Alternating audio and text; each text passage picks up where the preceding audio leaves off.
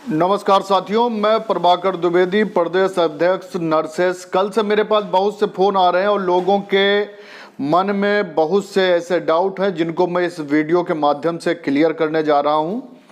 और जैसा कि आपको पता है कि 3012 नर्सों की निकली भर्ती, ऑनलाइन आवेदन शुरू हो गए हैं। इस वीडियो में बहुत से ऐसे डाउट हैं जिनको मैं क्लियर करूंगा और आप लोग काफ़ी संतुष्ट रहेंगे और आपके सारे डाउट क्लियर हो जाएंगे। इसलिए शुरू से आखिरी तक आप वीडियो में बने रहिएगा। और जो लोग हमारे चैनल पर नए विजिट कर रहे हैं तो कृपया चैनल को सब्सक्राइब कर लें, बेल आइकन दबा लें। इस वीडियो में हम आपको बताएंगे साइकेट्रिक और मिडवाइफरी डिप्लोमा जो पुरुषों के लिए है उसके बारे में, ओवर एज वालों के लिए वो कितने नंबर की छूट मिलेगी, सारी चीज़ें हम बताएंगे।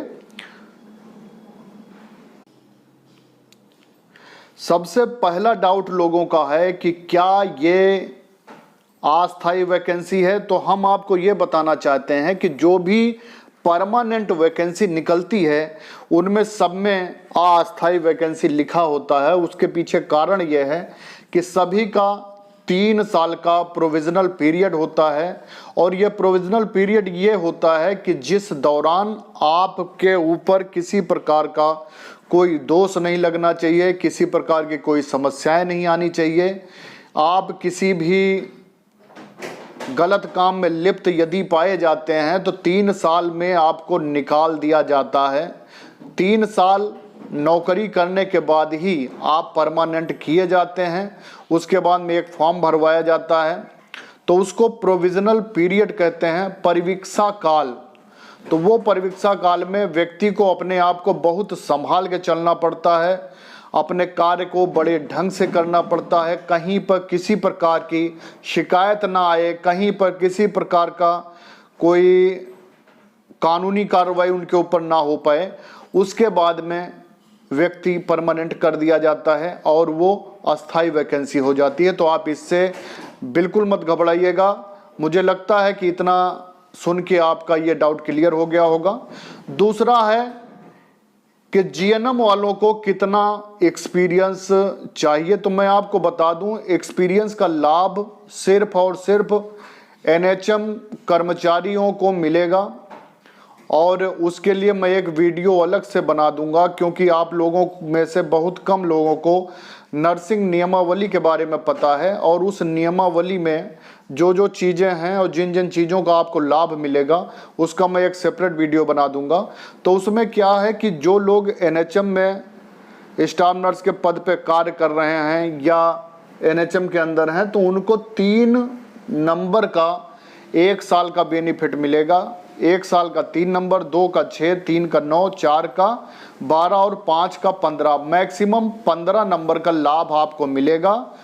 जो लोग जितने वर्ष उन्होंने जॉब करी है उतने साल के 3 नंबर इंटू ईयर और मैक्सिमम 15। और इसी तरह आपको आयु में भी छूट मिलेगी।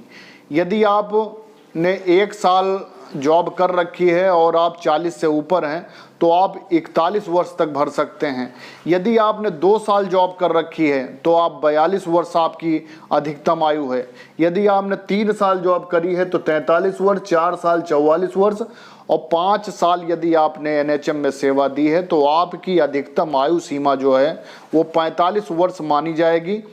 इससे संबंधित भी मैं अभी सेपरेट वीडियो एक बना के डाल दूंगा जो नर्सिंग नियमावली में उल्लेख है। और किसी प्रकार का बिल्कुल भी आप लोग परेशान मत होइएगा, लोगों की बातों में मत आइए। दूसरी बात एक ये मैं बताना चाहता हूँ कि आपके पास हाई स्कूल में विज्ञान विषय होना चाहिए। विज्ञान विषय वो विज्ञान 1 भी हो सकता है और विज्ञान 2 भी हो सकता है।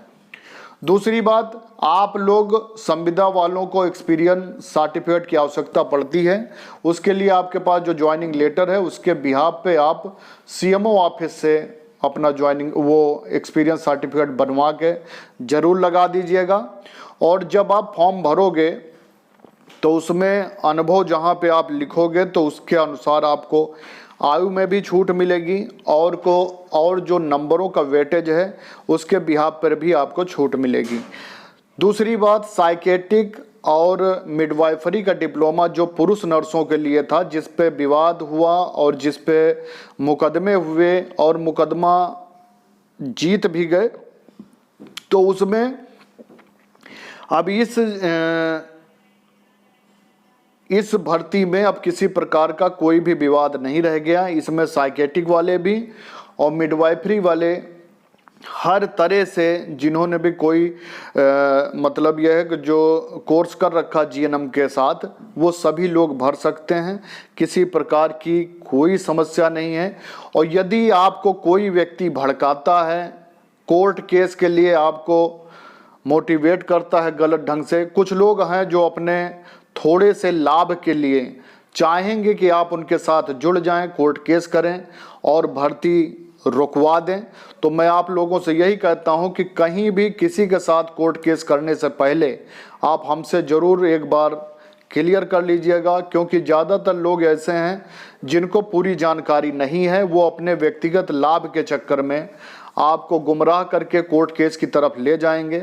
और मैं एक स्पष्ट रूप से आप लोगों को कहना चाहता हूं कि यदि कुछ लोगों ने अपने व्यक्तिगत लाभ के लिए इस वैकेंसी को रुकवाने का प्रयास किया, तो मैं स्वयं उसके खिलाफ जो है मुकदमा करूंगा और उन्हें इस प्रकार का दंड दिलवाऊंगा। क्योंकि मैंने देखा कि पिछले कई सालों से जब भी भर्तियां निकलती हैं तो कुछ ऐसे अराजक तत्व हैं जो हर वैकेंसी को रुकवा देते हैं अपने व्यक्तिगत लाभ के लिए। इस भर्ती में अगर किसी ने अपने व्यक्तिगत लाभ के लिए लोगों से मुकदमा कराया तो मैं और मेरे संगठन की तरफ से उस पर मुकदमा मैं करवाऊंगा। तो इसलिए आप लोग ध्यान रखिए, किसी भी चीज़ के लिए पहले आप मुझसे कंफर्म कर लीजिए, आपके साथ गलत नहीं होने दिया जाएगा। कुछ लोगों को बहुत डाउट है कि वो 40 साल से ऊपर हैं, उन्हें ओवर एज का फ़ायदा मिलेगा कि नहीं मिलेगा।